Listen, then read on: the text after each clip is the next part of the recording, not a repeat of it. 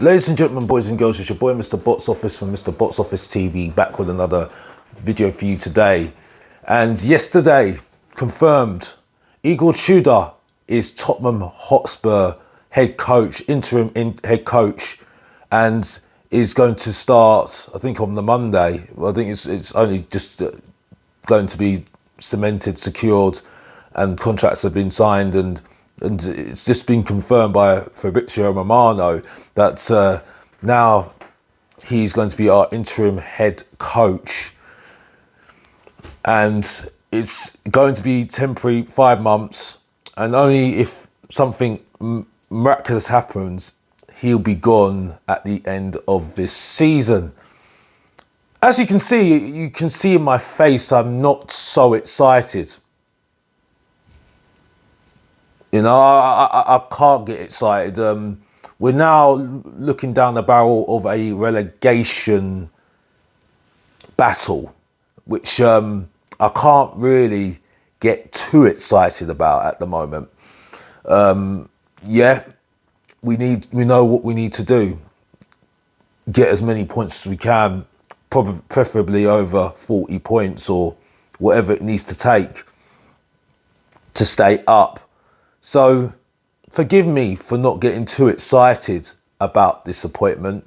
Forgive me for not celebrating like somebody about the last manager getting sacked. Not that I like the last manager, Thomas Frank, no.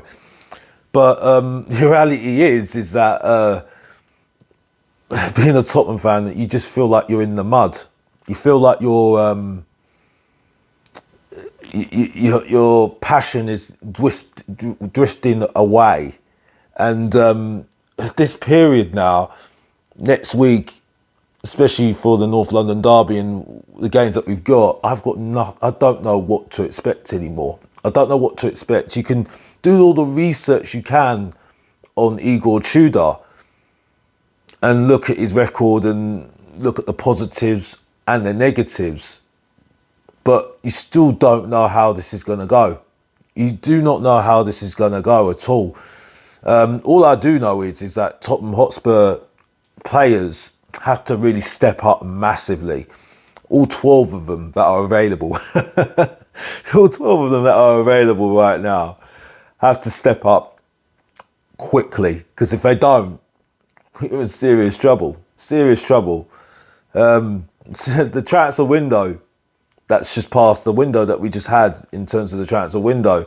It's coming really back to bite us right now, really. And we've got to hope, maybe even pray, that we do get some players back so we can fight on all fronts in terms of trying to really get us out of this trouble.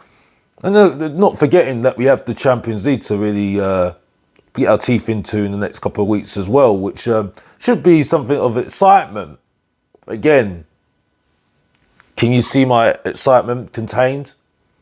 As I see some toothpaste on my face, but then, yeah, it's Valentine's Day and the time's still ticking. But this is not like a romantic.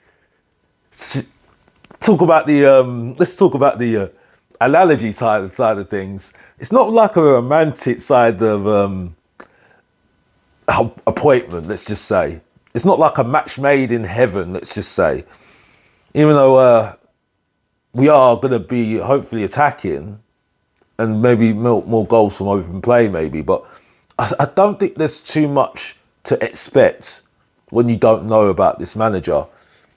Yeah, he's done some good stuff at Juventus. He went mid-season and, you know, did what he did there. Marseille as well, from what I remember.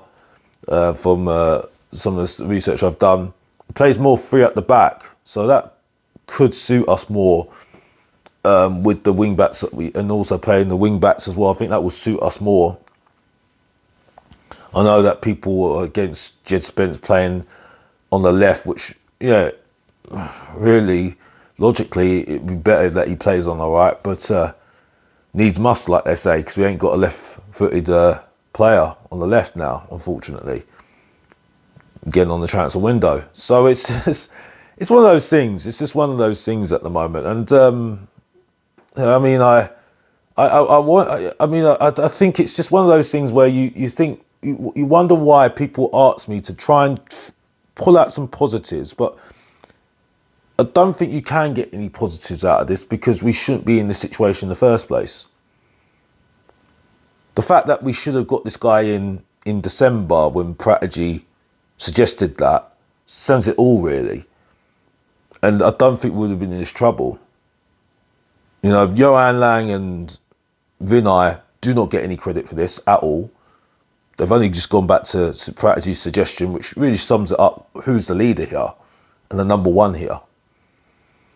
So, logically, this is just an absolute mess. It don't make so much sense, but it only makes sense now that we've got somebody in till the end of the season and then we have to review this. I don't think it's going to be exciting. I do think some players will step up a little bit more. I think you'll see a little bit of an uptick of performances, which is natural because I think there was a lot of players, well, it's already been reported that players were not happy under the last manager, which is fair enough. And this is even more damning indictment on the people that were in charge, like Johan Lang and Vinay, that they didn't look at this and say, we need to change this. So it's a bit of a big indictment on that. And so happens that's how it is at the moment. And I don't know what Tottenham fans want.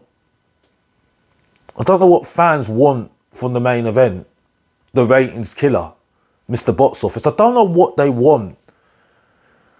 I don't know what they want in terms of trying to get me to make them feel any better about this. I don't know what they want.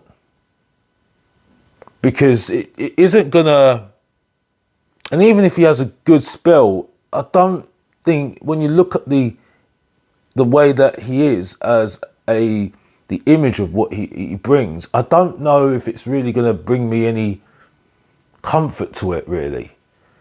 All I want is some and I'm just gonna go on to what I really want moving on to next season. Yeah, short term, right now, we've got Igor Tudor. He needs to get us over that line in terms of staying up because we can't go down, 100%. But moving on to what I want in the future in terms of in June, what I want is to scrap everything. Forget the ownership, that's another thing, right? But what I do want is them to scrap absolutely everything in terms of the directors of football, get rid of all the scouting and start all over again.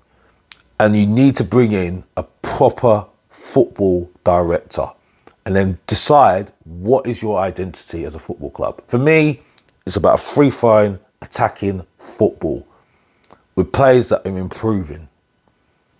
And the target, the focus is to get back to the Tottenham Hotspur way of playing, which is free-flowing attacking football, you know, push and run football. And that's what we were all about back then. That's what we were all about. And we need to look at that. And that's the sort of football in 2026. That's, the era of 2026, the football of what we need to be playing right now for me. And that is Tottenham Hotspur to a T. And we shouldn't be focusing on just winning because we're not going to, we're not ready to win. We're not ready to win at all with these players right now. What we need to do is figure out what our identity is and then move it on from there and making sure that we are strong enough to never ever be in this position again. Never ever be in this position again. And then pick the director you want, a strong director, strong leadership from the top who are football people. And then you look at coaches or managers that fit the ideology of what the football club is all about. That's what we need. That's what I want. It's not just about the manager. It's never been just about the manager. It's about what the club do as an identity, as going forward. What's the objectives of the club? Reasonable objectives, realistic objectives, not playing on all fronts, which is a joke. We shouldn't be looking at that. Scrap that.